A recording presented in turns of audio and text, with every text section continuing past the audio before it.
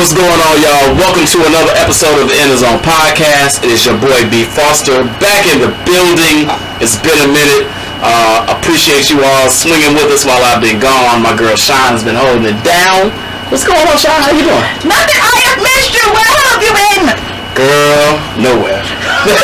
But you know what? It is good to be back, and I think I'm going to be back a little bit more consistently moving forward.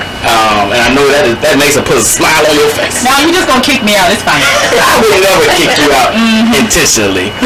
Will you submit? Fuck you. No, that's why you get kicked out. Anyway, we are back in the building. Happy to have you here. Listen, usually, we going live, but we're having a very interesting, serious, funny, important conversation. And I think the Illuminati shut the fucking internet down in the studio. Because we've never, whenever we talking about, put your dick in my ass, nobody cares, right? We got internet all night. It's screaming fast as hell. Today, we want to have kind of a serious conversation, and they shut our joints down. So we're recording this. We will post it afterwards.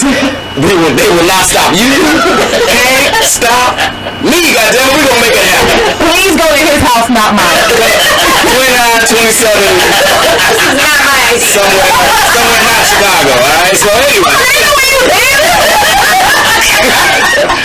I'll be over here. Shit, hold on. I'm in Texas. Wait, that's good. Anyway, I want to introduce my guest for the day. I'm super excited to have both of them. As we were trying to get the internet situation together and we were having conversations, I think Sean realized why I've decided to invite both of these people. They are super intelligent, super smart, super funny.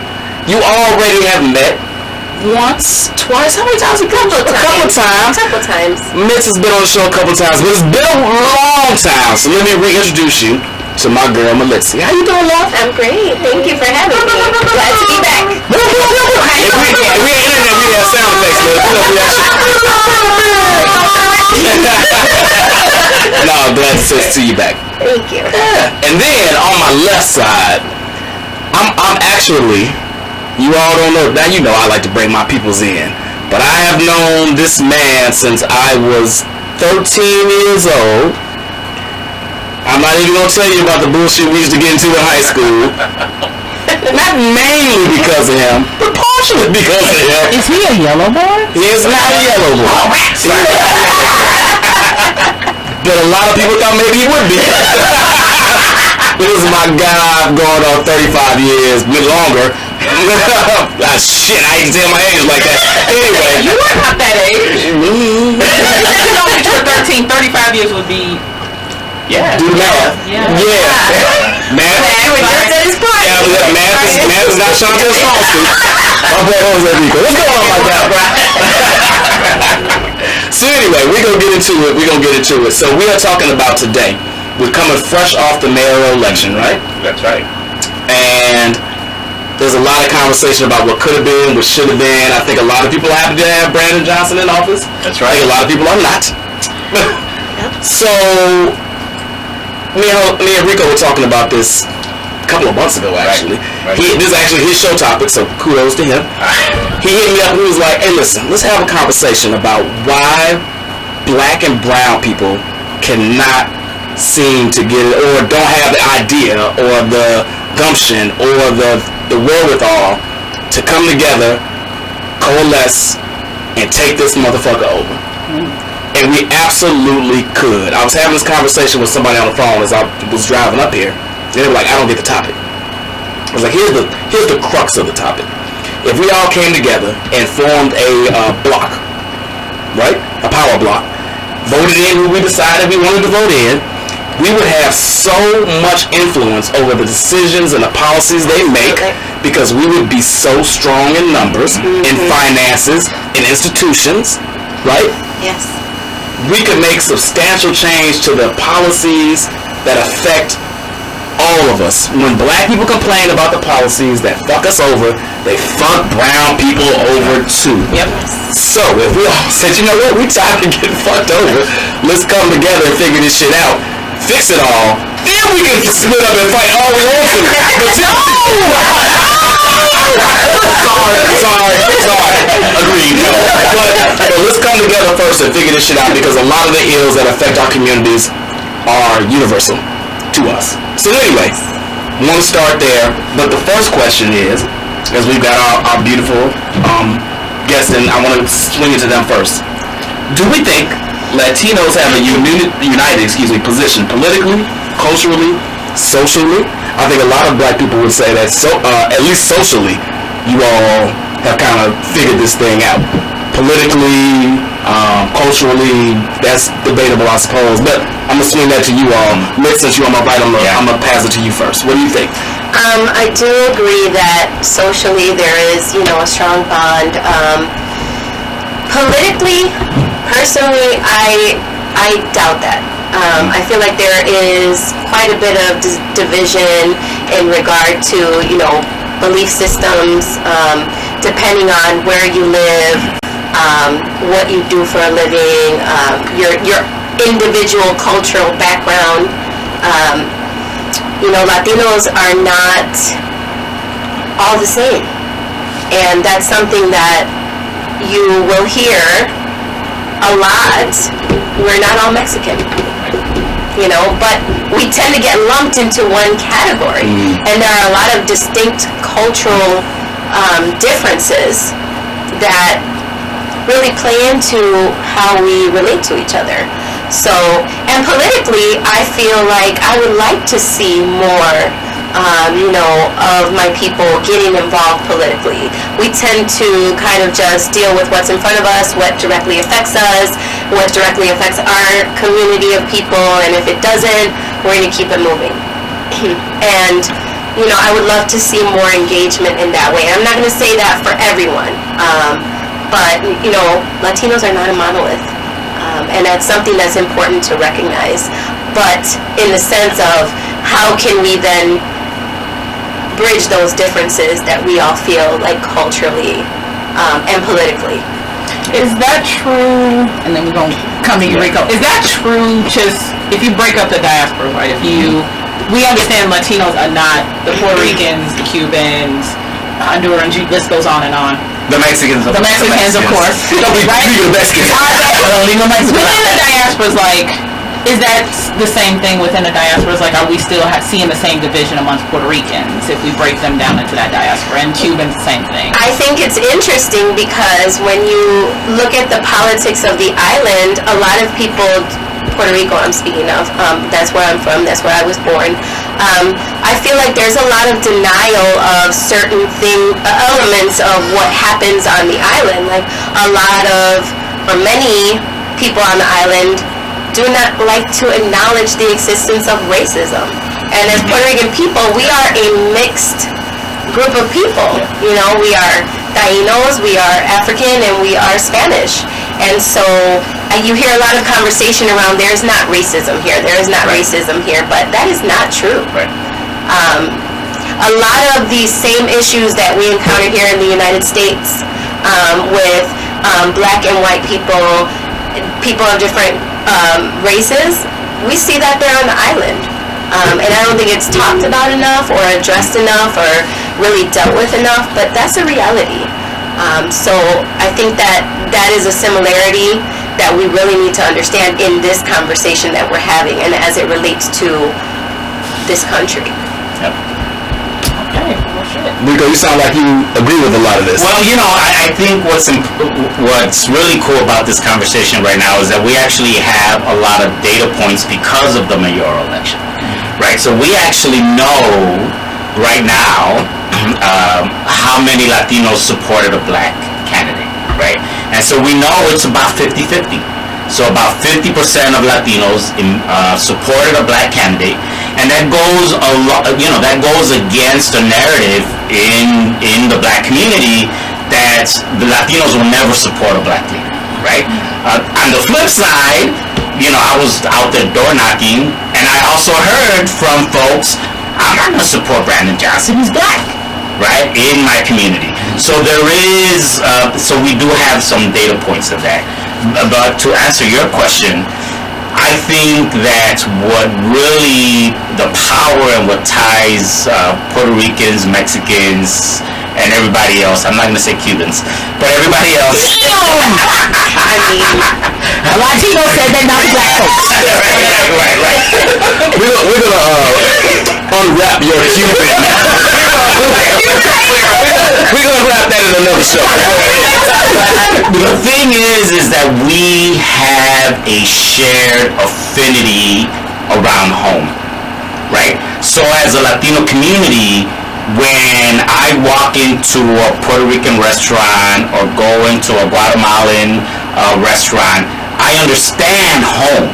So that for us is really that shared feeling and that shared essence of no matter where we are, whether we're in Europe, whether we are in Asia, wherever we are, if we walk into a place that, even though I'm not Puerto Rican, I was born and raised in Mexico, I know that when I walk into a Puerto Rican restaurant, and if I hear some salsa, I hear some Mark Anthony or whatever, that's home. So I think that for us it's the uniter for us, and I think that's the uniqueness of being Latino, especially here in Chicago, right? Because we have such an incredible community of Latinos in Chicago. I could go anywhere in Chicago, and if you're a Latino, I'm gonna feel at home because we have our foods are similar, our music we could all relate to. So I think that's what brings us together, is we know what home is.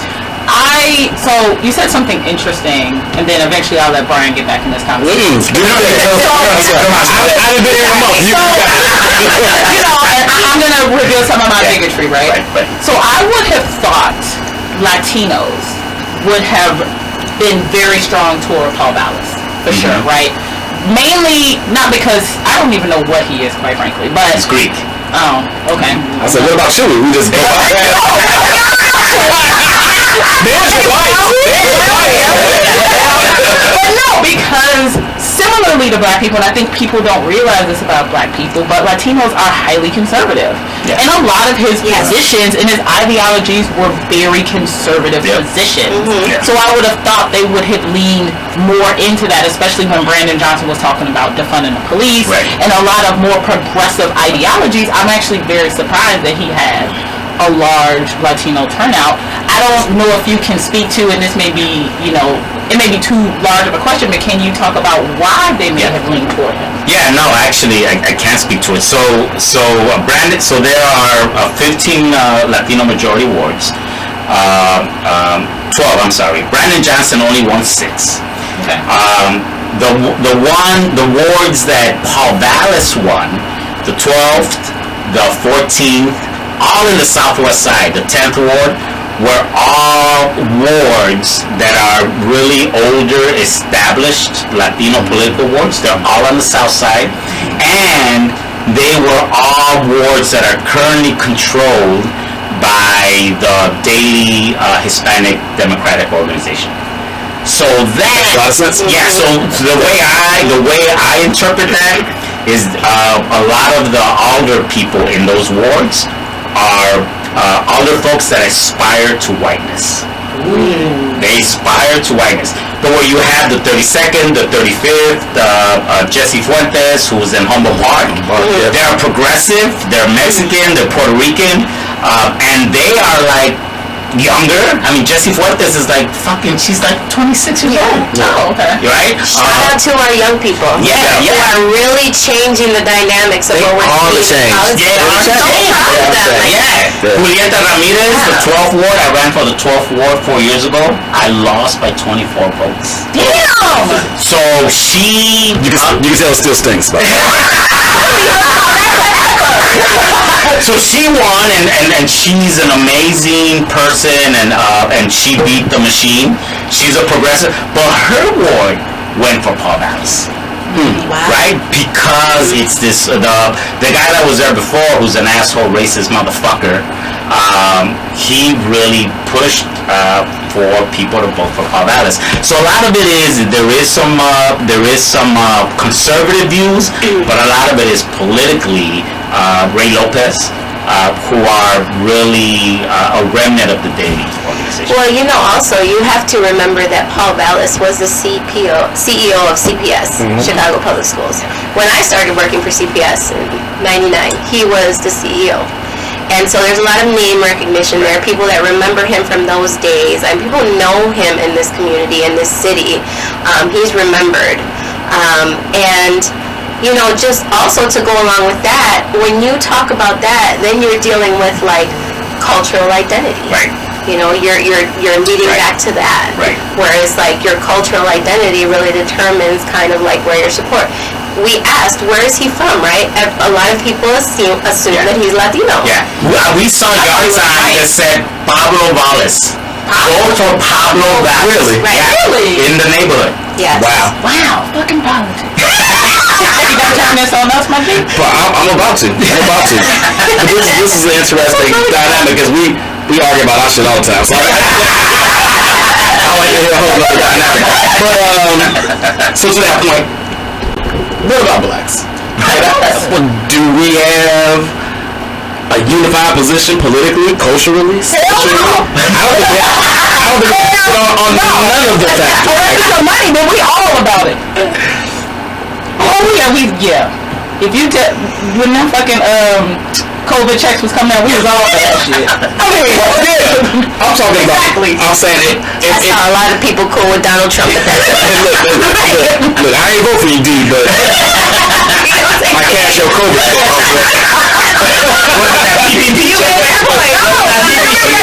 I was in the confirm or now I got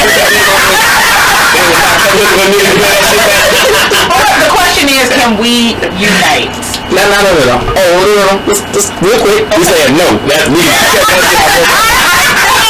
Okay, so much like Latinos, right? I think black people aspire. Well, fuck that. I'm gonna keep it real. Black people want to be marginalized white folks. Point blank and the period. We want the trappings of whiteness, but we also want to be able to. You did this to me, white people, right? Like, so we want to be white women. But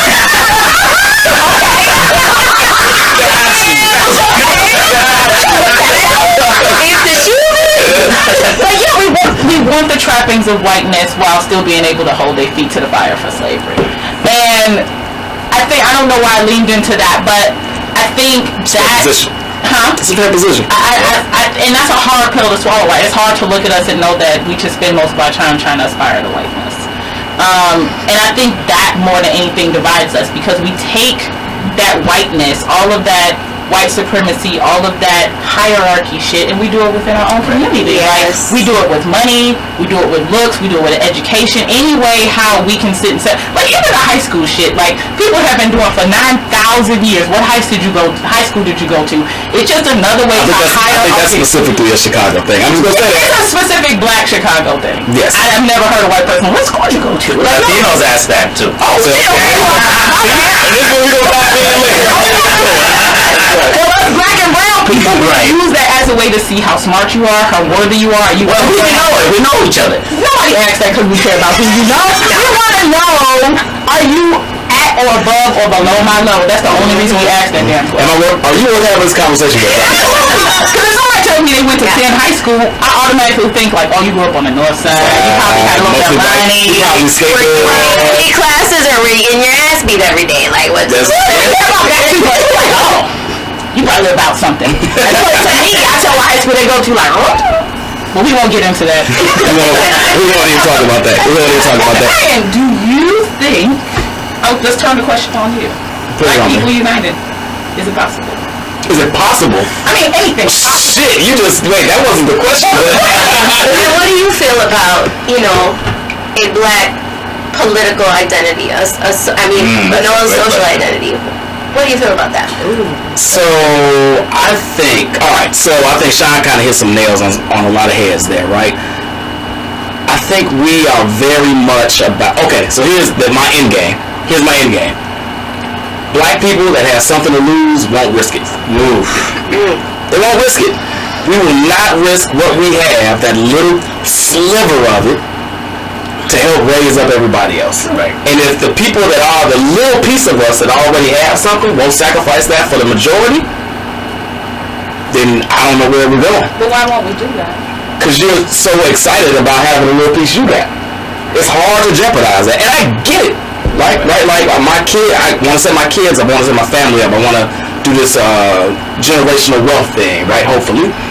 but it takes sacrifice of your immediate for the greater good of all. Yes. And most of us, and not to mention that, so we're talking about the youth, right, and how more in tune they are, how more politically active they are, how more revolutionary they can be, right?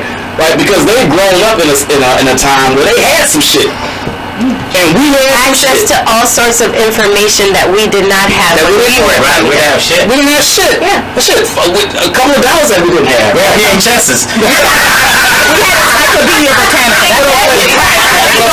gonna know just what we like, and that's it. So I'm driving. To this point, we're driving. We have a fire hydrant in front. We're not even driving. We have a fire hydrant in front, right in front of my house. And I was telling my daughter, who's 12, I was like, we used to pop those joints open and have a great time in the street. She was like, Dad, why didn't you just go to a pool? I don't understand what's happening right now. I'm like, yep. Yep. Mission accomplished. So they have it's a double-edged sword. They have access and information and finances and wealth and all these things we didn't have, right? Yeah. So they're some of them, not all of them, obviously. So they have a little bit different of a idea of what the world should be. Yes. But they also are very much more in tune with political correctness. Right. What's right. What's wrong. That's what Dean's shaking his head. I'm not going to say that they're the political correctness of words. I'll say that. Yeah. I'll say that. Because if I say, that's a retarded motherfucker, I can't, I'm getting hooked. My daughters and my sons are not having that. Language will go viral. I'm not saying I say it, I'm saying if I was to say it. I'm just saying. So I think they are blessed in certain ways and active in certain ways and completely oblivious and dumb in other ways. So to answer your immediate question, I don't think we are aligned culturally, politically, or socially in any way, shape, or form. I think we are very splintered, and I'm having a hard time seeing a path where we won't be. I just wanted to touch on your point and take it back to where you said how, the few of us who are doing well are not willing to sacrifice for the many. And that's, to me, a real parallel with Latinos as well. Because it is true, in a sense, because many of us are able to identify as white Americans, white Latinos. In that sense, there is a sense of a little bit more of privilege. It's there, whether people want to acknowledge it or not. And I've called that out, in my own people a lot of time, the fact that, the cultural things that have raised us to believe that, assimilating and being able to identify as white gives us a little bit more privilege in what we're able to do and where we're able to go here in this country. And that has to be acknowledged, because the same type of idea is that because we have a little bit more of this privilege, we're not willing to really sacrifice that. Like, we're in a good place. Some of these things that are happening around us don't affect us directly. And therefore, to get involved with things that are going to make life harder for us, it's something that a lot of us don't want to do, and that's facts. Yeah. Facts. So hold on. So we kind of talked about it separately. Let's bring this together a little bit. So what's holding us back as black and browns? Yeah. From actually putting this shit together and making some real progress. Yeah. We're gonna start with you because I know you guys. Well, yeah. I mean, so I'm gonna answer that question, but I'm gonna flip that first, and then I'll answer that question. So the way I look at things is that there's three spheres that we're always working on, right? We're working on the personal sphere, the interrelational sphere, with the institutional sphere, which is kind of where we work, our communities and shit, and then the societal sphere. I love how he curses. Right, and the society sphere. So, I mean, I think, we went to school together. We know that we have relationships with people that are Latino and that are black. And in many ways, we are together.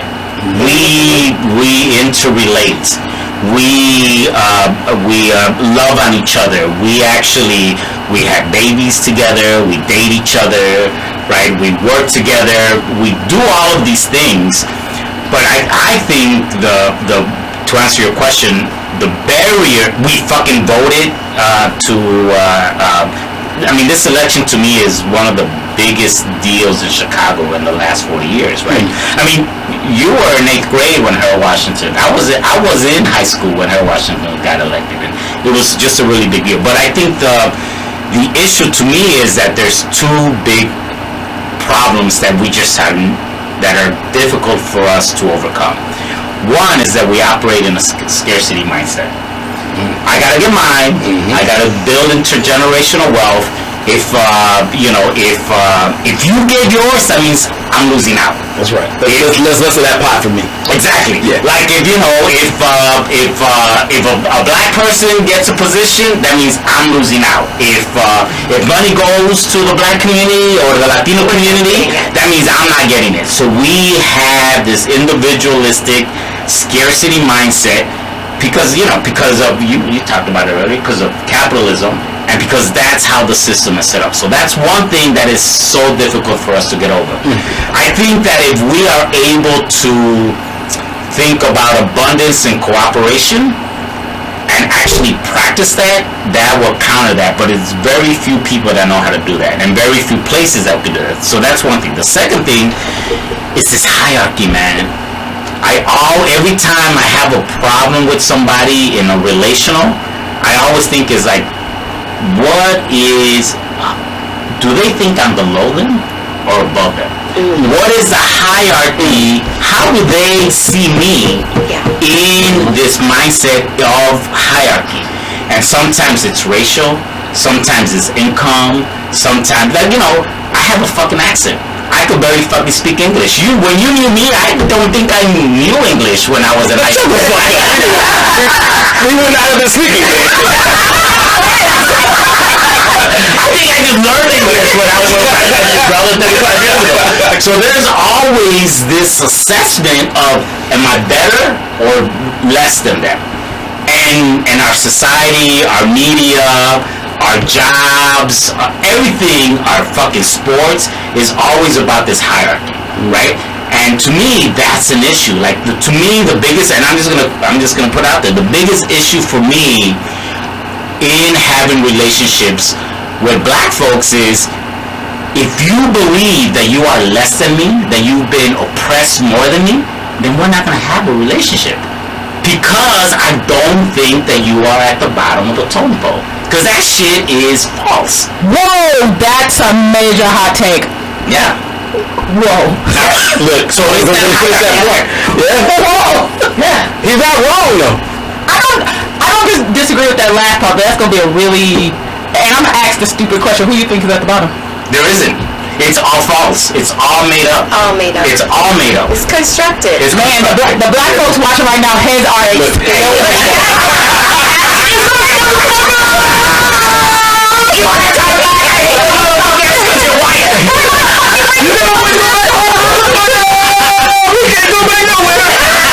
And that's a really deeper point right there. We were having this discussion earlier about identity, racial identity, and the way we identify with who we should support and why we should support, and who they are and who we think they are. Right. Because there's a lot of that classification of who is who, right? If we took the whole race conversation out of it, the hierarchy. again, That's the difference, right? It's all made up. and the hierarchy exists individually within even black people and Latino people. Absolutely. Like, Exactly. how black are you? Right. How Latino are you? Right. Right? Like, and where's that measuring stick, right? If we removed that whole conversation and got down to the nitty gritty of it, of what we're all looking to achieve and what we are all needing, I think that things would look a lot different. Exactly. But, race has us in a chokehold. Right. That's Because we're so busy trying to determine your racial identity, right? What is your racial identity? Who are you? Right. Are you down with this? Are you down with that? How much can we look at you and say you are us or you are not? Right. And that's at the heart of a lot of what happens. And so I know what the next question is going to be. So I just feel like if we took a look at these things, you know, really at what is really going on, why can we not come to some sort of consensus, is because we're squabbling kind of over how much are you this, and how much have you suffered, and how much more is your struggle worse than ours, or how much more have you gone through than us, and we've got it worse, and all of those things are really keeping us from looking past those things into we're all struggling. Right. We've all been screwed over. Right. To different, we can debate about the degrees all you want, and we know the facts around that, right? But that's holding us back from actually really figuring out how to, in your words, heal. Oh, okay. Are we going? Breeze over here. Are we going? Hold on. Our producer B rarely says it. Please, Evan. Race is a white construct that was made Thank to you. divide us. You said the first thing I wanted to say. That's You right. said I'm just backing it up from what you said. I'm just throwing it. exactly the first thing. We're stuck on this construct. Right. And if you've been doing any work on yourself, which like today everybody wants to work on themselves and work on their inner healing, right? That's the big thing right now. Damn right. Then we've learned enough to know what has been put in place for us and what reality has been created for us, you know, and then we choose to go with it or not, right? Yeah. So, and you know, knowledge is key. Always is. Are we tackling this? G.I. Joe always said, no one has had the battle. But no, for real, trauma drama, right? There you go. We are really all battling over all of our traumas. Right. That there's somebody we can all attribute it to. That's right. But we're too busy pointing at each other sometimes because of your point, Rico, scarcity. Right. So we're like, all right, it's easier to fight with each other, right? Because I think I got a chance against you. I ain't fucking with Mike Tyson. Right. Tyson knocking me the fuck out. Right. But sometimes I might have a chance. So it's really all tied into that. Shauna, you got something in your head. So Let's see. I'm not gonna I know.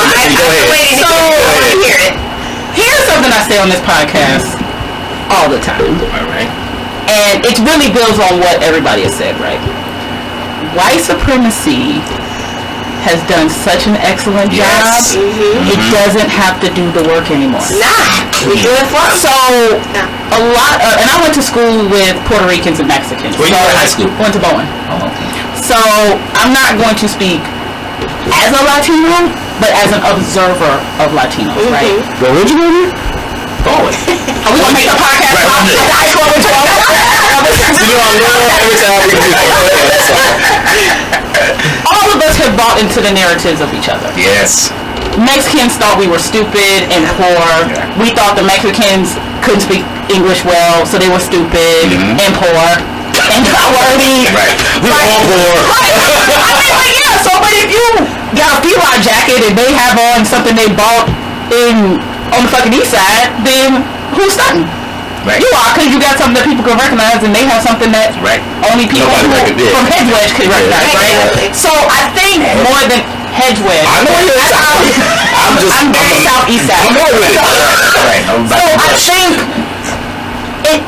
included in what you all say, we do build these hierarchies, but we really are married to these damn narratives about ourselves and about everybody else around us. Yeah. We believe that Koreans don't want to patronize us. We believe they're mean to us, and sometimes it's true because humans are human. Right. But I don't believe all Koreans are big faces who are figuring out ways to suck all the black dollars out of the community. They want to make money. They want to build for their family. Right. That's a way for them to do it. So I think that would be the initial thing to tackle is your own bigotry toward other minorities. Yes. Once you get a handle on that, Yes. the way you see race and your interactions with people will completely change. Yeah. I mean, I just had a session with about 20 people around what is it going to take for us to be in solidarity with each other. And the big issue that keeps coming up is that we're so fucking traumatized when somebody, a Mexican or a black person, does something against us, And we cannot get over that shit. Get past it. Right? We cannot heal from it. It's something that that gets at us, and it's something that if you're black and a Mexican took your job, or if you're Latino and a black person did something to you, like that, we hold on to that shit. And to me, one of the biggest barriers that we have is, who the hell we're gonna talk that with that not only says, yeah, fuck them, bro, fuck that ass, they're assholes. Like, who can we talk to in our community and say, you know what, that's some trauma that you raised, let's release that shit, let's work through that. Because more often than not, it's the folks that we talk to about that and like, fuck them, I never liked that shit. They did that shit to me too. Right? Because we're so because we're so segregated. Because we here. Right? I mean, look, I got held up at gunpoint, got beat up, shit got taken away from me when I was in high school. But because I know Brian, because I knew Shane, because I knew other people, I knew that was not the propensity or the experience of black folks in Chicago. Because I had great positive relationships with other folks. I got a question for him. Right? Yeah. So when that happened to me, I was like, I'm not gonna fuck with black folks no more. Because I had friends and girlfriends that I was like, well, that's an isolated incident. Most Chicagoans, because we're so segregated, when that shit happens, and then we cast judgment. Yes, and you know what? To piggyback on your comment about how segregated this city is, it is entirely very segregated. And, working in a school where probably 90% of our students are black, and I've been there at this school for 15 years. And when I started there were very few Latino students. And so I don't feel like that's a benefit to our kids always. Right, exactly. Because to me, to have exposure to other cultures, and now you guys all talk about like high school and where you went to school. I didn't grow up in the city. I grew up in the suburbs, and I went to a school that was really diverse. Because there was one high school there. There were two when I started high school. That means white and Asian for us in Chicago. High school, I think we had Mexican, like that means white and Asian. We had 2% of everybody. Yeah, I mean, I went to high school with a mix of people. It was white and Asian, right? There was some white people at school too. Everybody. We had some Indian, we had some white, we had Latinos, we had black. It was a mix. Got it. And so coming to this environment in the city where everybody's in their own little neighborhoods, right? It's like, I see my students right now. I'm actually so happy to see more Latinos moving into the neighborhood and coming to the school and being part of the community, because I see that understanding starting to happen with my students, and that like recognition of other people's cultures and understanding each other a little more, And I'm actually thankful for that growing up, that I had that experience with other people around me. And while it's great to embrace our own culture and our own identity, it is really great to have that experience to understand other people better. Yep. And I appreciate that. And I feel like, particularly in the city, that's why it makes it really hard to relate sometimes for our people. We're all in our own little groups. Yeah. And then I'm going to take it back to when I was, in my early 20s and going out and being in the social scene in this city in those days. It was a very mixed scene. You could go out in the city and you could go to places where all of us were there together, hanging out and having a great time. And nowadays, when you are on the social scene, it's one or the other. Me being a Puerto Rican person, I love to hang out in the black scene. I love to hang out in the Latino scene, but none of us are together anywhere. We all have kind of moved into our own little spaces, and we circulate in these same circles, which I miss us all being together and to be together socially, because we don't do that anymore. Yeah. And so really we experience each other at work, but we don't experience each other socially like that anymore. And how do you have relaxed and open conversations? And at work, you're not talking real talk with people. No. You're your work self. It's a water cooler right? But when you're conversation, hanging out in a social setting, with people. You feel more relaxed. Well, Brian isn't having real talk. I know Shawnee isn't. Yeah. Look, No. I have shit. First of all, hey! I mean, I would say we keep it real in my school because we don't have a choice. You gotta survive that. I'm trying to make everybody happy. I want no shit. I'm trying to get out. I ain't trying to talk to nobody. Right. Look, when they find out, I'm like, why you don't have a podcast? I told you. And I was like, I think we have to fire Kim. I just feel like we have a better chance during those times to really have these type of conversations. You know, we're sitting here having cocktails right now. People relax.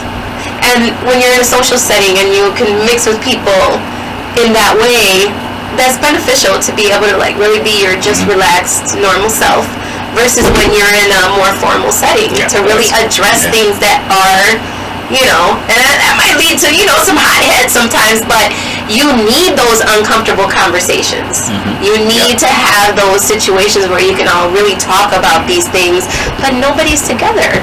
Everybody's off in their own little world and kind of doing their own little thing, and I don't see a lot of the mixing. So if we're going to try to unite and like come together and have like a common understanding, we have to create spaces and places for us to actually do that without it being business or political or in any of that sense. So what you're saying really is then we should all like start fucking. We need a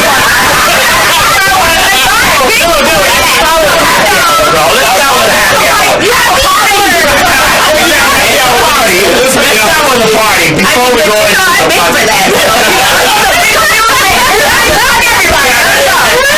I'm misunderstanding the part.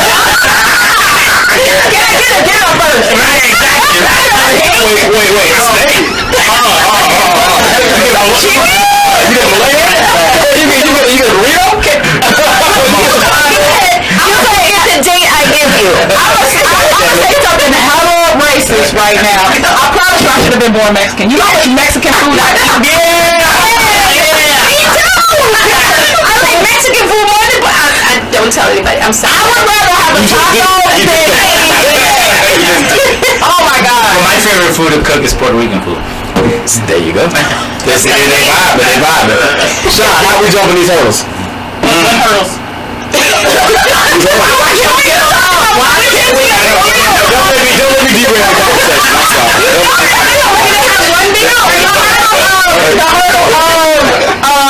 Within black people or connecting with...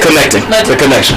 Oh man, how do we get over the hurdles? I think it goes back to what we've been saying, like, and maybe it just boils down to this, right? Letting go of the race card, right? The Trump card. I'm black. Let's let that go. And start seeing, to your story, right? Start seeing people as people. Start seeing behaviors as human behavior. Yeah. Instead of an extension of you being Cuban. Right. You being Asian. I mean, because people that are fucking dumbass Asians, I'm sure, out there somewhere. We've seen the whole range. You like me. Like, all Asian people aren't smart. All white people aren't rich. Right. And all black people aren't poor. Like, they are everything and everybody. And just start seeing everybody as human who are flawed. And some of that fucked up flaws fall into stereotypes that you know of those particular ethnicities. And a lot of them don't. And I think if we could grasp that kind of concept, that would give us a great baseline to be able to start connecting with people. You wouldn't expect that love world. Oh shit! I'm like, We get drinks out of this. We go, baby. I already know what it's going. So what's funny about this conversation is as we were all talking, and I'm not sure if this is the case now, but this is definitely the case as I was coming up. So when I was at school, and I was hanging out with Rico and Vega and Milo and blah blah blah blah, like, I mean, Gian is not one of his name mentioned on this podcast. yeah, social security number. It's like delete. So, but we all hung out and we kicked it, and I mean, I knew you guys, you know, weren't black, right? And who gave a fuck? You are peoples, right? Right. And as I matriculated into college, even with Milo and Vega there, we kind of, Right. you know, found our tribe, as they like to say. And then as we got older, that shit went a little bit further, a little bit further, a little bit further, right? So to this day, I'm glad I still, you know, Milo helped sell my mother's condo a couple of years. I did a couple of years last year. Now I got fucking Rico here. I'm hanging out one night and I'm like, is that fucking Brandon? He's like, is that fucking bro? Jesus Christ! We were just talking the other day. We knew we were gonna be in the same place, right? So luckily we've still gotten these connections that we haven't lost. But my point is this: I think we've got to start instilling in our kids. You just said something that's Man, you touched on this, right? You touched on this. Yeah. We've got to start instilling in our kids that there aren't these wide variances. There aren't these huge gaps. There aren't these antagonistic relationships, right? What I'd rather us do is say, you know what? We've got a somewhat shared experience. Yeah. I'm not even saying somewhat. We have a completely shared Right. experience. That's fair. Exactly fair. And these are Yoga Shaw's is your people, and Miss Martinez at school, Right. the third grade teacher, your people. That's your people too. And if we can start putting in our heads at a young age, because as we get older, we start this. But if we can get them here younger. And so that's what I wanted to touch on, because I know where you went to high school, and so being in the city, you know how the high school thing goes, and it's selected enrollment and all this stuff, and that is a benefit because we bring kids from all of these different neighborhoods in the city to one school, and that's how you guys formed your relationship. That's why I still fuck around in K-Town. Okay. What up, Bambi? But that's not happening everywhere. Right. And if you're talking about starting them young and exposing them to these relationships young, it starts with our education system and what we're bringing to our kids. I mean, I know we like the idea of neighborhood schools and being able to walk to school and like get there and not have to worry about that, but I see the benefit in the schools that bring kids from different parts of our city and have different cultures going on together to be able to learn each other. You know, that's valuable. And you see that everywhere in this country of just our communities are so separated into who they are and their own categories. And exposure, bringing people together, bringing people around each other, teaching people to value individual experiences is huge, right? Because if we're not even familiar with them, if we only know of our own struggles and our own difficulties, we don't have empathy for that of others, right? So I think that's a big deal. I felt like you were going to say something, Reed. I mean, you know, I was a high school principal and in CPS, and the biggest, the hardest thing for me to do was to convince the Chicago Public School Board of Education to have Mexican and Black students to go to school together. My high school was the first high school to have Mexican and Black kids. Like in my charter, I said at least 30% of my high school students need to be Black. When I did that, the Latino political electeds wanted me fired. They sent a letter to Arnie Duncan, who was the superintendent at the time, saying, this principal is taking seats away from Mexican kids and wanting to put Black kids in there, right? So he sent a letter to get me fired because I wanted Black kids. And my rationale was, like you said, Melissa, it's like, if Black and Latino kids cannot fucking go to school together, how are we expecting them to live in a city together, right? So to me, the question is always about, and so here's what I want to add to this conversation. One thing I think that's very unique to Latinos is that we have this concept of reciprocity. It's called enlaquesh. It comes from our indigenous roots, which means that I see you and me. And if we do not instill this concept of reciprocity in all of our relationships, we're fucked.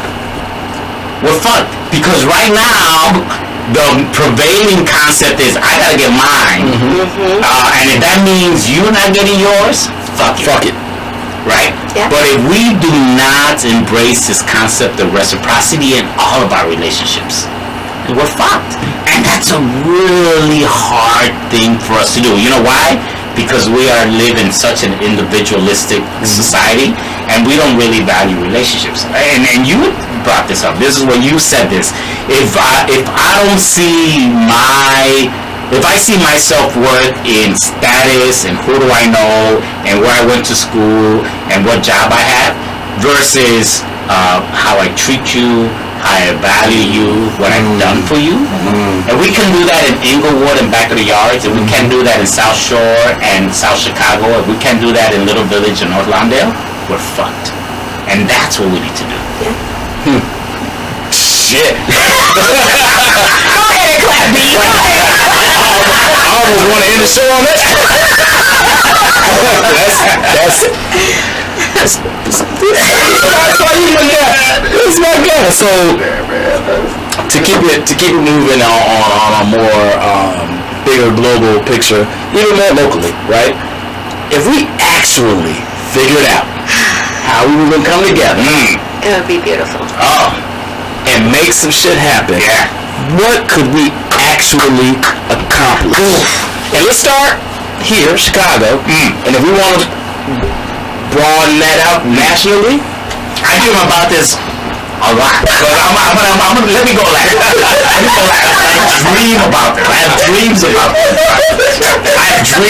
this. oh shit, come on, almost all the one calls this. First of all the white people would move away. You're going to Finland, girl. Let's go back to Michigan,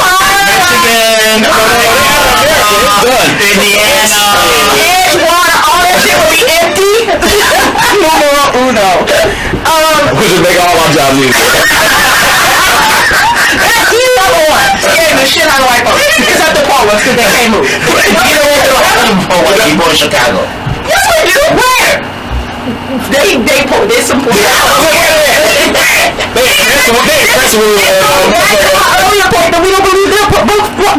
In Chicago, tell me what a poor. Like a poor white neighborhood? Yeah.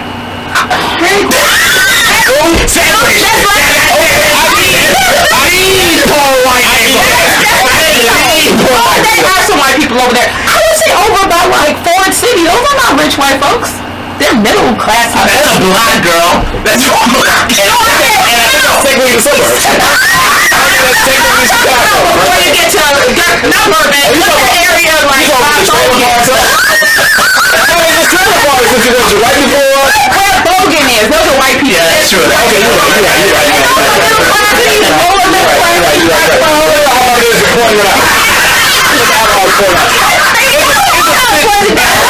It's a city of 4 million people and you can barely point out 20.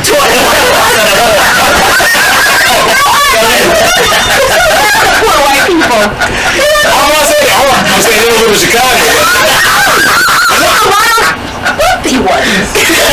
I'm not even saying wealthy. I'm saying I can't even name all the Chicago neighborhoods to be fair. I can only probably name 20 of them. Out of the 115. Village too, D. okay, that's fair. But we are really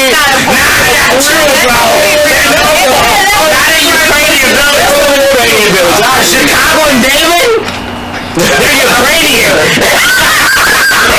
see different. Chicago and Grand, a little bit further over that. You struggling. That's right. You're struggling. But go ahead. But that's not what I'm waiting. I don't know how I was going. So the point, what would we create? All the white folks would be gone, right? And I actually think that would position us to create some real wealth. You know, one of the things I always talk to you about, which you push back on, because you like, fuck it, I'm not doing that shit, is black people buying large blocks and building on them as a unit. I understand I'm not doing that shit. I'm not doing that shit in certain places. No. That's where we live. That's why I'm not fucking doing it. I'm realistic, not fucking. They do it to my point. I'm 1,000 shit. I know you hate this shit. I know you hate this shit. Is there like a Latino version of the No, it's just Brian. But no, that would really position us to be able to create these large blocks of wealth, build up our own communities. We would have a black and brown. What is the Tulsa? Why not? Because Tulsa, ooh. a lot of the other cultures in the country do the same thing. Like Chinatown. Right. Like we can name all the places where that is happening, right? And that's economically, they support each other. Right. That's not a bad thing, right? The only thing I would be concerned about is the need to be white creeping in, right? Elaborate. Yeah, that's a great point. Because unfortunately, whenever we see like really great resources coming in, really great businesses coming in, really great community coming in, then we see all the white people coming in. Well, not that. Go ahead, Shawnee. Capitalism, right? That.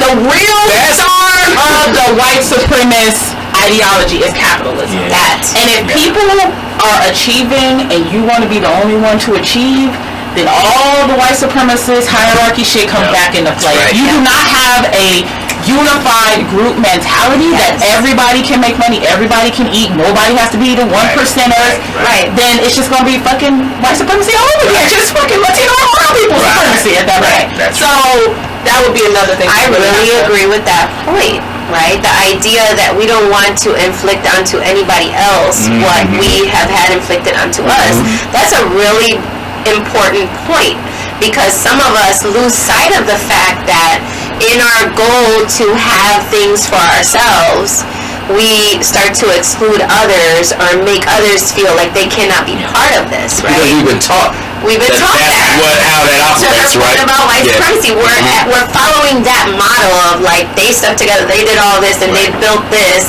and didn't let anyone else into it, right? And excluded everyone else. But we don't want to inflict that same thing on other people. We want to make sure that that model is inclusive, and that the whole idea behind it is that we're coming together with our differences and with our individual selves and creating something great together. Right, what was the question? Because I think she's ready to answer that. No.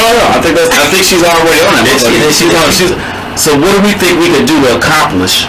Maybe we haven't talked about that exactly.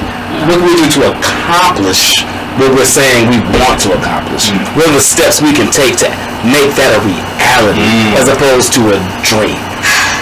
What I said before, I feel like it's important for us to actually be around each other in settings other than professional and, where we have to be. We come together when our kids are having games, and when we're working, and when we're obligated to be there.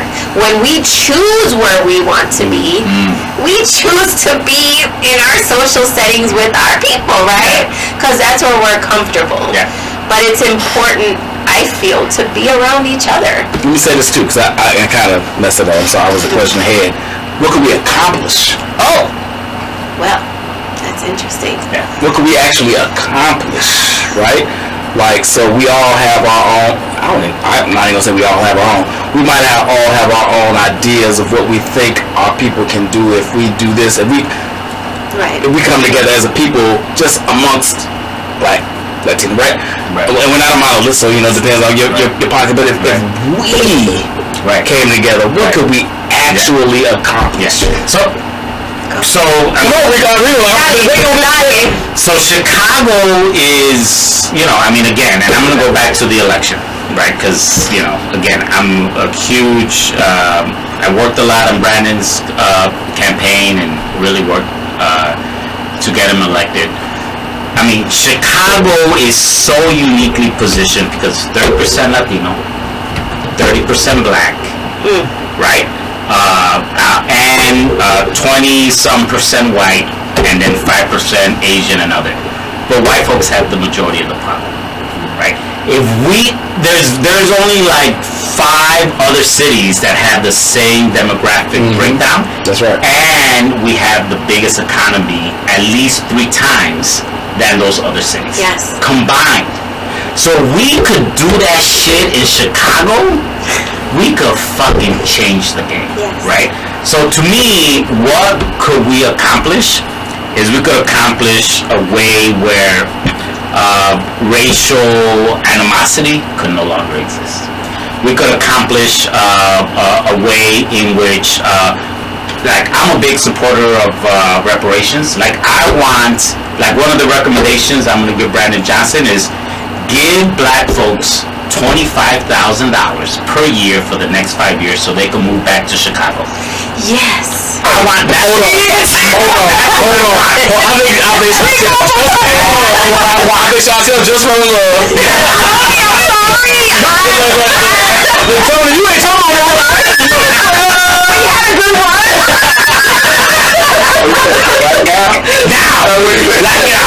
I want that because that's a policy solution that does two things. One, it brings black folks back to the city of Chicago, increases our tax base, and gets white people out. Right? So to me, like, to me, that is. But see, here's the thing about the reparation stuff. If Latinos are not supporting it, shit ain't gonna happen. Yeah. So that's where the reciprocities come in, right? Yeah. So what does that mean for us?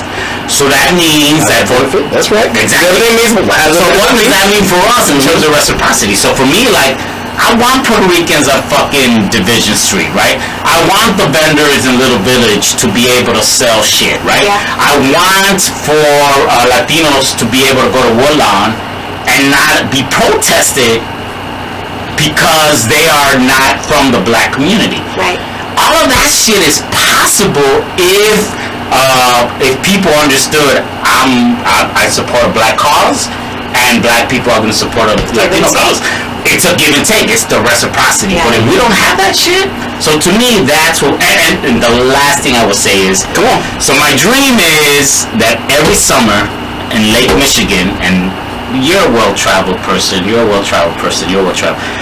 want Lake Michigan that when I go to Lake Michigan, I want to go to a party in Lake Michigan. We have 31st Street, the pier, DJ, house music, nice. I want to go to Lake Michigan and be able to experience Afrobeats Lagos, Lake Michigan. I want to experience Playa del Carmen, Lake Michigan. I want to experience, what's the beach in Carolina? Luquillo. Luquillo with the pinchos. I want to experience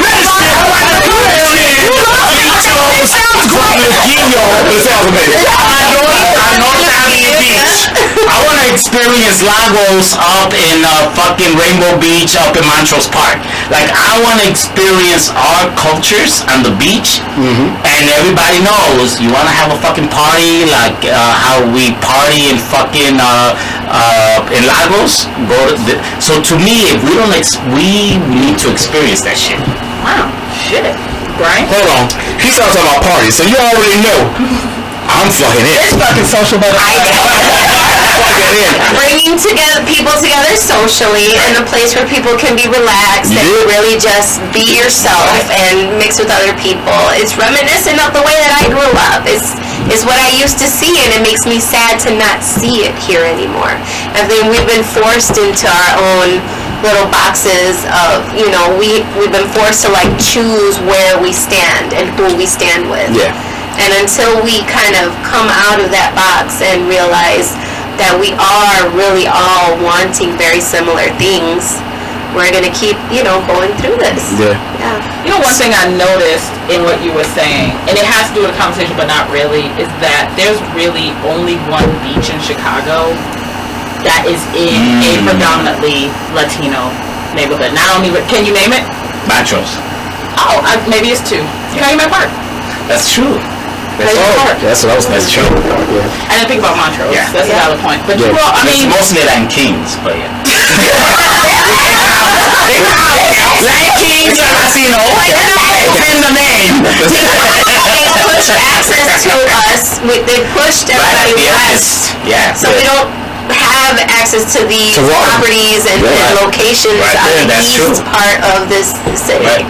Wild. Yeah. It is. What kind of privilege in that way because we got basically all the culture on the south side. Well, shit. Why do you hold on? But part of the reason why you think Stateway Gardens and all the places disappeared. That's right. Because white folks wanted to. They wanted near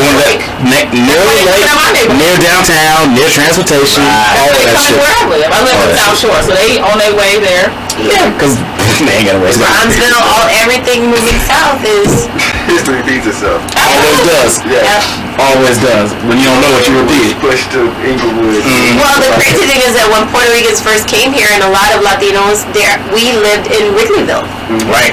We inhabited that whole part of the city, and then once white people wanted it, then they pushed everybody to Cabrini, and then they pushed everybody to Wicker Park, and then they pushed everybody to Humboldt Park. It's been a migration.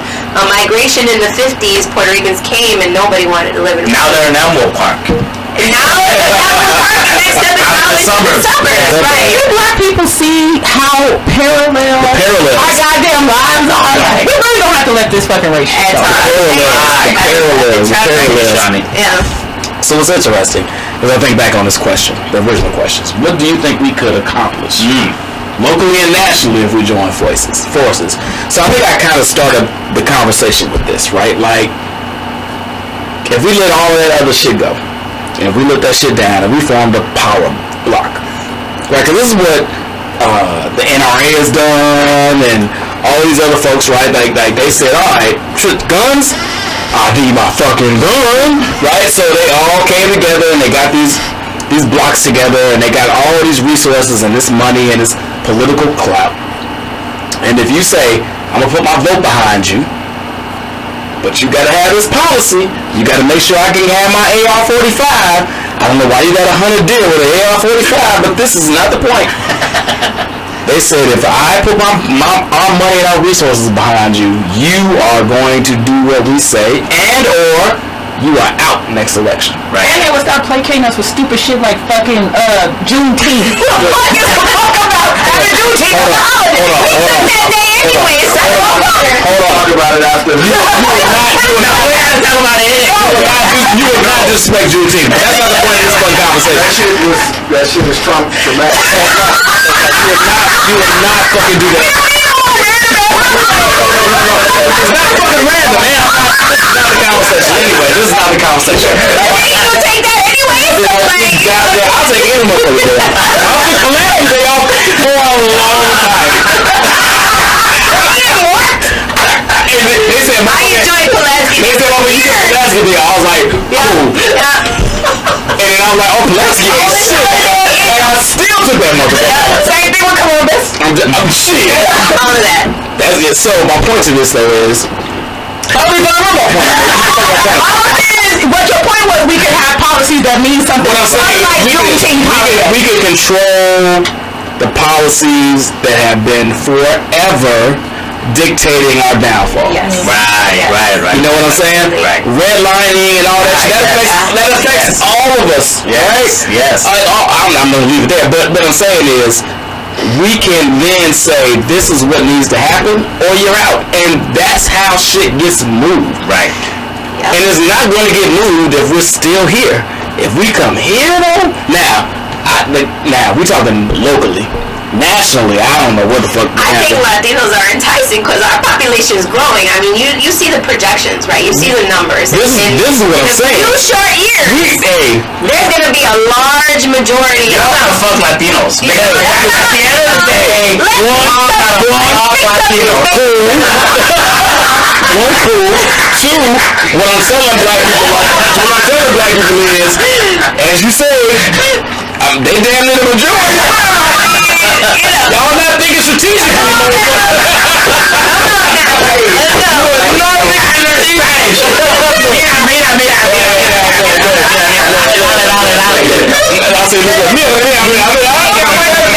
Where's the bathroom? There's nobody else. I'm saying.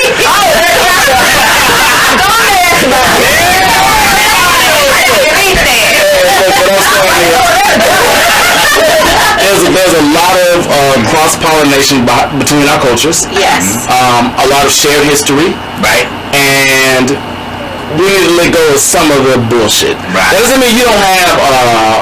So I'm gonna tell you. Let's be real. we were talking about this before when we were having this conversation. So a lot of times me and Sean argue in the car before we even have these conversations. So a lot of the reason the black people's I said it, people's have an issue with Latinos is that you all can trace your roots back to somewhere specific. Right. As you mentioned earlier, it is. We don't know it, but I'm gonna call it out. So at the end of the day, you all say, fuck you. You don't even know where you're really from.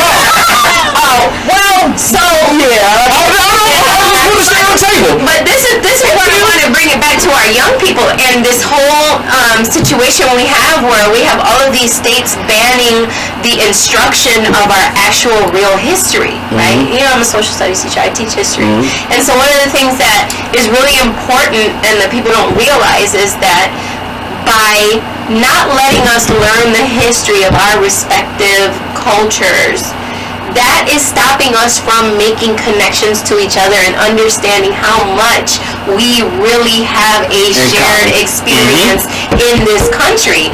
We don't know that. I didn't grow up learning the history of my island. I didn't grow up learning the history of Latino people. I didn't learn up growing a lot of things that I had to seek out as an adult and learn as an educator for myself, right?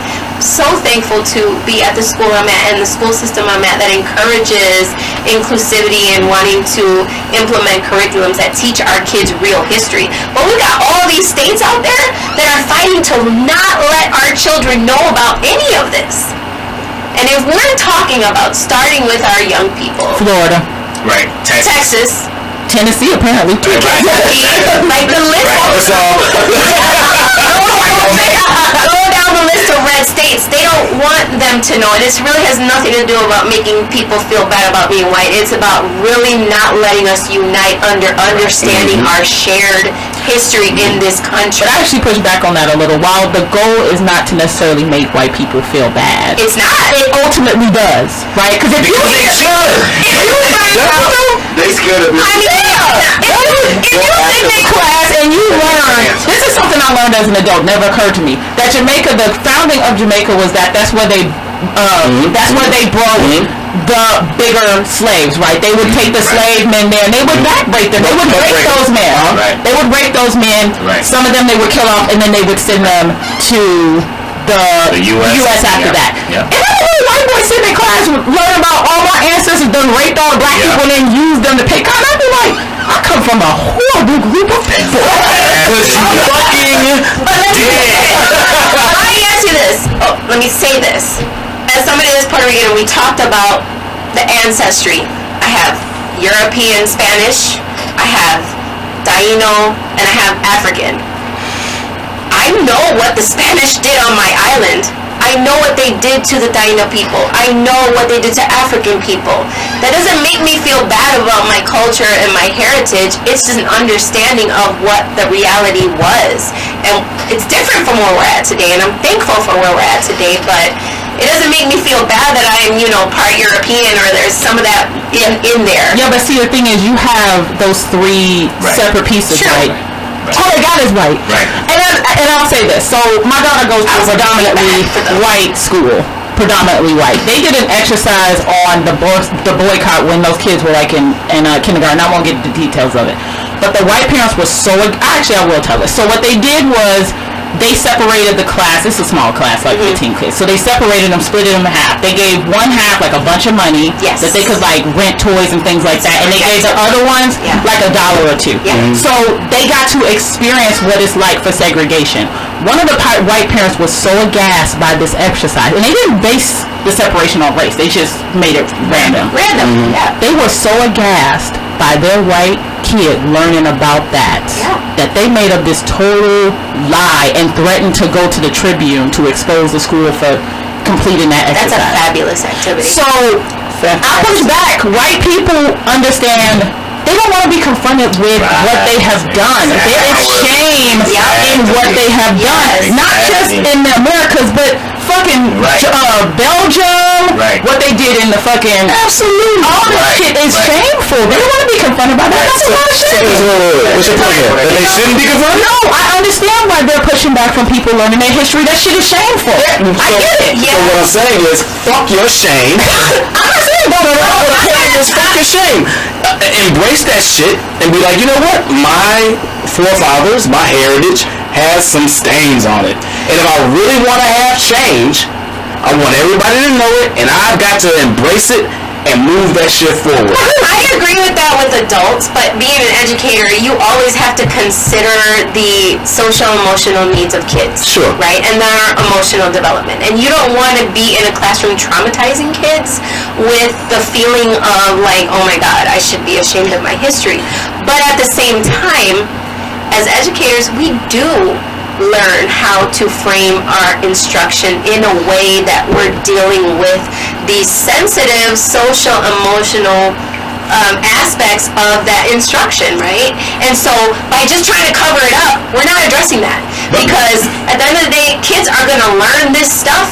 They have access to everything online, but instead of trying to cover it up and push it, bury it 50 feet down, how about we develop appropriate ways of teaching it to them? I don't give a fuck about Billy Shane. I'm not even gonna lie. You be ashamed.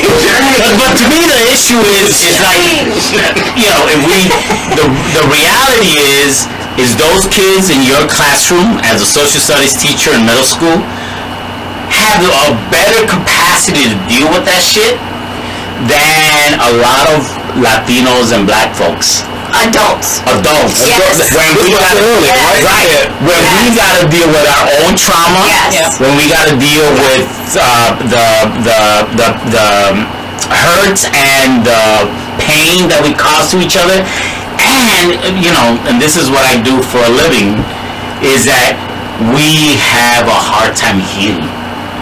Like, if we do not heal from that shit, and we do not realize that what happened to me 3 years ago, and I don't fucking deal with that, we're not going to be able to come together. So to me, at the end of the day, I mean, what you're doing in your classroom and all of that stuff's going on, I mean, kids are better equipped to deal with that shit than 30, 40, 50-year-old Mexican woman and a black male, because we got years. No, they're still developing here. They're still learning these things. They're still learning ideas. They're still able to, and especially in the day and age that we live in, you can't fool them a lot with stuff, because they be going out there, they get on Google, they get on their phones, they question everything. That's what Google said.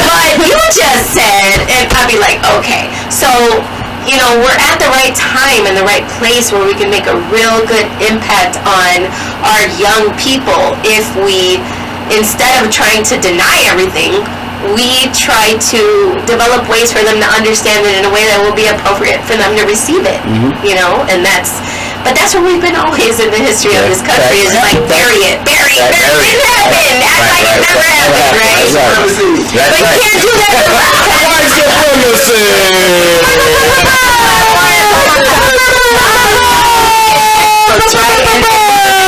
textbook was stated as fact, right? You can't do that anymore, because they can take that textbook and then cross-check it with everything you find out there in the world.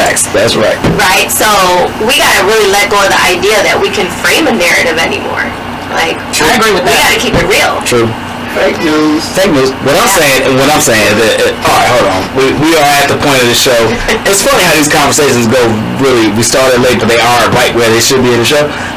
We are at final thoughts. Yeah. So summation of everything we've talked about.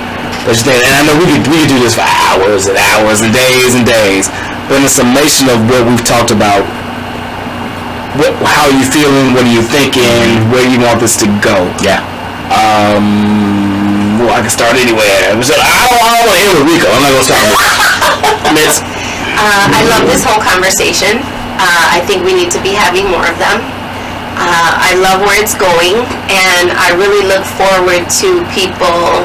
I see so many people out here that are willing to have these conversations and to really open up to the idea of what we're talking about here. And I think that we touched on an important part, mainly because of what I do, is working with young people and starting with our young people and beginning there. They're already on their path. They're already on their way. They have so much more awareness of certain things than we did growing up because we were so protected from certain things. But we really touched on the idea that there's certain limiting beliefs that we all need to let go of in order to move forward and create a pathway for us to be able to have these conversations, take these steps, and move forward with certain actions. So the conversations need to keep happening. The coming together needs to keep happening. Even the anger and the outrage needs to keep happening, because that's when you stir people's passions. That's when you really bring out people's desire for change, right? We saw that when Obama got elected. Like, look at how that was. It's like people really stood up and were like, we want this. And when you stir people's passions, like, you create these great movements. So that's just how I feel about it. Love it. No. Oh, me? Oh. God, I don't know how to This is a rare situation. I'm gonna let a guest close out. I don't know how to summarize everything. First of all, I think the first thing we got is you need to throw a party with bongo music. Yeah.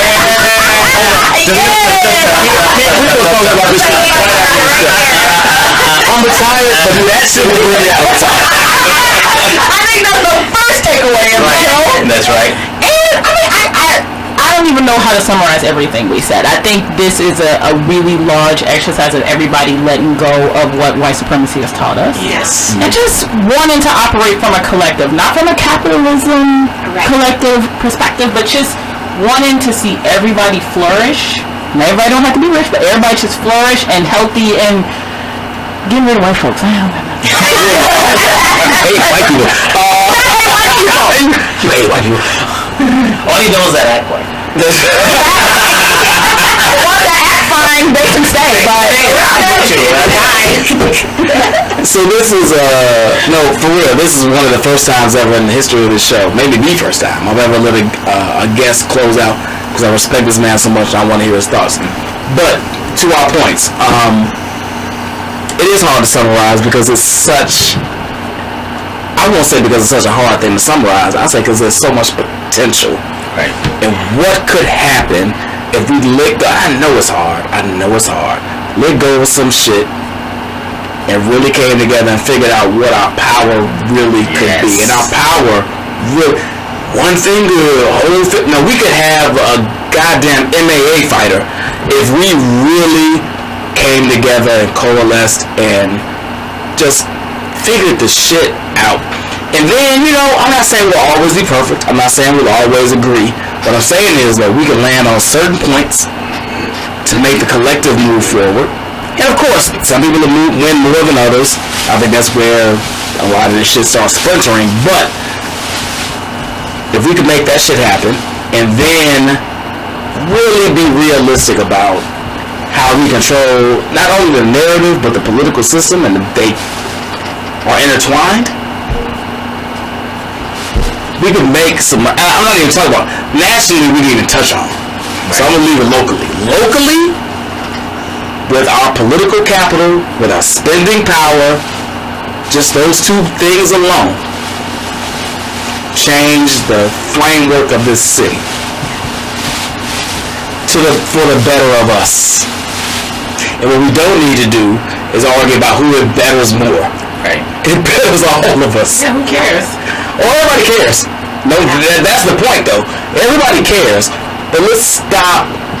If you go 5 steps and if I go 5 steps and you go 6, God damn it, I still went 5 steps up. So let's focus on that, about how we all are better together. Yeah. And then we have one big ass party. Bond the trap music. And we'll get everybody. By that point, we all live near North Beach. And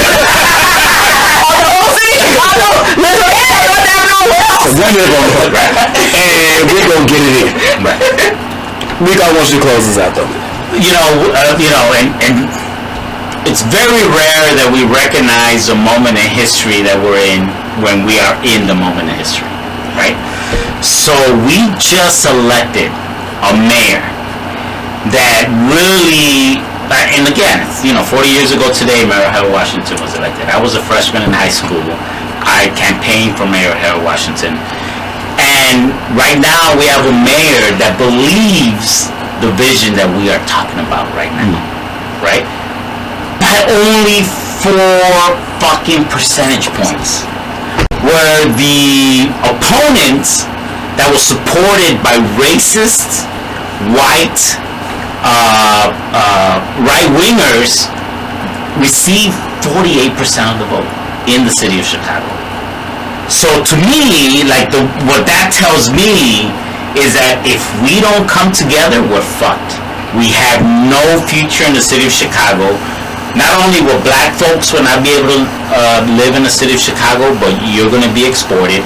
And the only role for Latinos is for us to be the service industry employees at hotels and submissive in hotels. That was the other option. That was the other option. That's right. And we fucking voted and stood up against that shit. So first and foremost, we need to give ourselves a fucking round of applause that we rejected that shit, that 80% of the black community rejected that shit, and 80% of the black community not only voted for Brandon because he was black, but because Brandon said, I want Latinos to live in the south side of Chicago, right? So we need to recognize that this is a historic moment in our history. The second thing is that if we, part of the reason to me why this was so important, and I didn't tell Brian this, but part of the reason why this was so important is because I wanted to show people that we're familia. That this separation between black folks, and you know this, between black folks and Latinos is false. It's false. We fuck each other. We go out to dinner. We fucking are, we're familia. We are part of a human family that is sacred, that is beautiful, that we, when you go to Mexico and you go to Puerto Rico, it's like we feel different, right? We feel at ease. Facts. We feel like, I'm not around white people. It ain't like Germany. We're not around white people, and we feel different. Like, we need to cherish those moments, not only when we're on vacation, but when we're in our hood, when we're at work. Like, we're familia, and we need to really recognize that. So, in my culture, we call that in Lakesh, and this is the thing that to me is amazing. In my culture is in Lakesh, in African culture is Ubuntu. It's the same fucking thing, right? It's the same wisdom, it's the same way which we operate, and we don't live that enough. And to me, every time in my life, every time I hear something that's about anti-blackness, I feel compelled to denounce it. I know you do that. What I want is for black folks is anytime you hear anything that's anti-immigrant or anti-Mexican or anti-Puerto Rican or anti-Spanish, you need to denounce that shit. That's a big ask, but you fucking need to do that shit.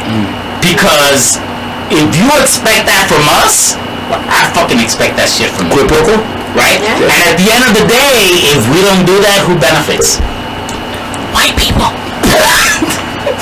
And like I said earlier, I fucking support reparations for black people because look, if we do not have more black people in the city of Chicago, Chicago ceases to exist.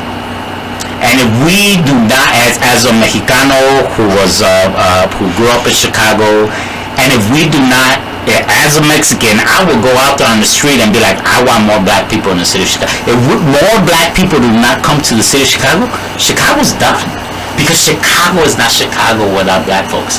And at the same time, if black folks do not support immigrants and fucking Puerto Ricans owning their shit in Humboldt Park, and then without Humboldt Park, there's no Chicago. We need to recognize that shit, and if we do not fucking stand up for each other, and then we're fucking done. We want Chicago to be fucking Lincoln Park? Hell no. So fuck no. So we need to stand up for each other. That's my last word. I'm willing to take that on. You willing to take that on? Ask the fuck it. I already am. So, already do. So, I will say this. I rarely say this. This has been one of my favorite conversations I've had on this show in the past 3 years. You mean more than the psychopath that was on? That was hilarious in a whole other way. But this is honestly, and I've talked about a lot of things in a lot of realms with a lot of people. This has been one of my favorite conversations. I love both of you all. Same. I love your perspectives that you bring. Thank you. I love that we were able to even have this conversation because it's not easy. Right. And it may feel... That to you. Yeah. It might have felt easy because we got a certain energy and love and vibe, but it's not an easy conversation to have. So I appreciate you all. I appreciate your honesty. Sean, as always, I appreciate you bringing your perspectives. She was a star.